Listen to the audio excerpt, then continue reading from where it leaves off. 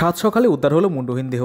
দত্তপুর থানার বাজিতপুর গ্রামে চাষের জমি থেকে উদ্ধার হলো একটি মুন্ডহীন দেহ, যাকে ঘিরে চাঞ্চল্য ছড়িয়েছে সমগ্র এলাকা জুড়ে। স্থানীয় চাষিরা সকালবেলা চাষ করতে এসে দেখতে পায় এই মুন্ডহীন দেহটিকে। পরবর্তীতে পুলিশ এসে দেহটিকে উদ্ধার করে। পুলিশের তরফ থেকে বহুক্ষণ খোঁজার পরেও মুন্ডুটি উদ্ধার না হওয়ায় পরবর্তীতে পুলিশ কুকুরের সহায়তা নেওয়া হয়। পুলিশ কুকুরের সহায়তায় ঘটনাস্থল থেকে প্রায় 1 কিলোমিটার দূরে একটি খালের পাশে রক্তের কিছু নমুনা পাওয়া যায়। প্রাথমিক পর্যায়ে পুলিশের ধারণা ঘটনাস্থল থেকে পাওয়া রক্তের নমুনার সঙ্গে খালের পাড় থেকে পাওয়া রক্তের নমুনার মিল পাওয়া যাবে। অবশ্য পুলিশ কুকুর ও পরবর্তীতে খালে খোঁজাখুঁজি করলেও উদ্ধার হওয়া মৃতদেহের মুন্ডুটি খোঁজ পাওয়া যায়নি এখনো।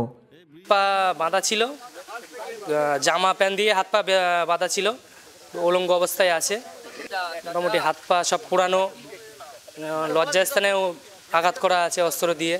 আমরা এখানে কিছু দেখতে পাইনি, খালি ওই মাথা ছাড়া বডি এইটুকুনি দেখতে পেয়েছি, বাজিতপুর মাইলাকুড়ির মিডল। এছাড়া আমরা আর কিছু দেখতে পাইনি, বা মাথাও পায় না, ডেড বডি নিয়ে চলে গেছে। দেখলাম আমরা এসে ডেড বডিটা দেখতে পাইনি। মাথা খুঁজে খুঁজে তো পাচ্ছে না, সব আমরাও দেখছি।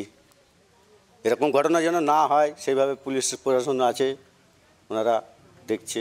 স্থানীয় কেউ না মনে হচ্ছে, যেহেতু মাথা নেই আমরা চিনতে পারছি না। হ্যাঁ, আতঙ্কিত বলতে এখান দিয়ে আমাদের স্টেশনে যাওয়ার রাস্তা আছে, পাশ দিয়েই এখান দিয়ে যাওয়া আসা হয় রাত বেরাত।